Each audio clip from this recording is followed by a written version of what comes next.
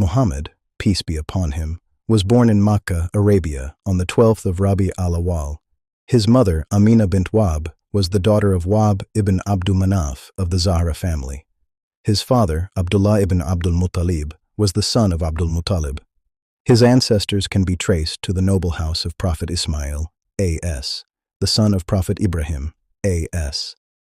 The Prophet's father died before he was born, and his mother took care of him till the age of 6.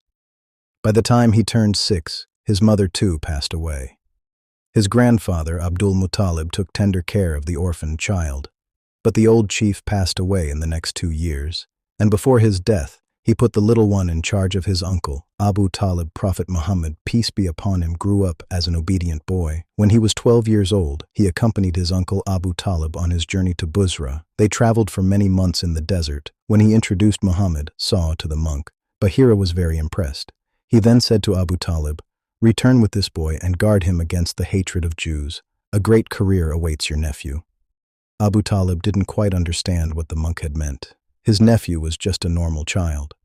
He thanked Bahira and returned to Makkah.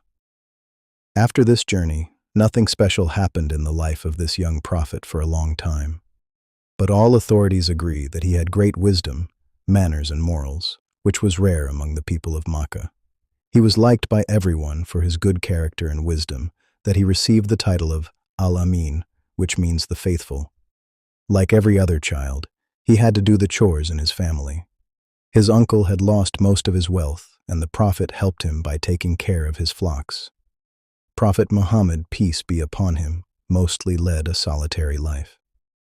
He was sad when he saw the sudden outbursts of bloody quarrels among the people of Makkah. The people didn't care about the law. The Prophet's heart grieved when he saw the misery of other people, and such scenes were a daily occurrence in Makkah during that time. When the Prophet was 25 years old, he traveled once again to Syria, and it was here that he met the love of his life, Khadija bint Khuwaylid. Khadija bint Khuwaylid was one of the most beautiful and noble women around, and she was from a very wealthy family. But she was a widow. In spite of being a widow, many wealthy and prominent men in the society asked her hand in marriage. But she rejected them all, as she had lost the desire to marry again. It was only until Prophet Muhammad, peace. It was only until Prophet Muhammad entered her life. Khadija was looking for someone honest who could conduct business for her. It was then that she got introduced to the Prophet. She learned that even though he was an orphan and poor, he came from a noble family. This man was of impeccable moral character and widely known as the most honest man around. The Prophet soon started working for her and set out for his first business trip, followed by his servant. After they came back, she asked her servant about Prophet's conduct. The servant amazed her by his report.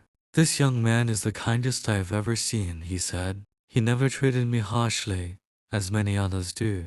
And when we were traveling in the desert, under the scorching sun, there was always a cloud following us, providing us the shade." Not only that, this new employee proved to be a very good businessman as well. First, he sold the merchandise she gave to him. Then with the profits, he bought other merchandise and resold them again, thus making double profits. Khadija fell deeply in love with the Prophet. Even though he was 15 years younger, she resolved to marry this man. The next day, she sent his sister to this young man. "Why are you not married yet?" she asked him for lack of means. He answered, "What if I were to offer you a wife of nobility and beauty? Will you be interested?" She asked, "Who is it?" He replied when she mentioned her sister. The young man chuckled in amazement. "How could I marry her? She has turned down the most noble men in the city. They were much wealthier and prominent than this poor shepherd." But the sister replied, "Don't you worry, I will take care of it." Not long after, the Prophet married Khadija radiallahu. It was the beginning of one of the most loving, happiest, and sacred marriages in all human history. This marriage gave him the loving heart of a woman who consoled him and kept alive within him a flickering flame of hope when no man believed in him. The Prophet lived a wealthy life for many years after that. When the Prophet reached the age of 35, he settled by his judgment a grave dispute, which threatened to plunge Arabia into a fresh series of war. It was the time for rebuilding the Kaaba. Every tribe who had gathered there wanted the honor of raising the black stone, the most holy relic. The leaders and men of each tribe fought among themselves, claimed the honor. Then a senior citizen intervened, and he said to the people, "You will listen to the first man who enters through that gate." The people agreed and waited patiently, looking at the gate. The first man to enter the gate was none other than Prophet Muhammad Alamin. The different tribes sought his advice, and after they finished, the Prophet ordered place the stone on a cloth. Each tribe shall have the honor of lifting the stone by holding a part of the cloth.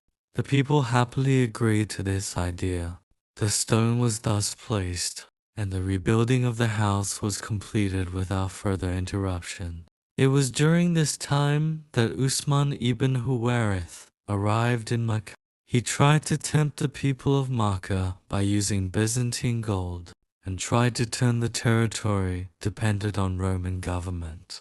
But his attempts failed because the Prophet intervened and warned the people of Makkah. The Prophet always helped the poor and needy as well. It is said that when his uncle Abu Talib fell into bad times, the Prophet cleared all his debts using his personal wealth. The Prophet also undertook the education of his uncle's son, Ali, and brought him up. A year later, he adopted Akil, another one of his uncle's son.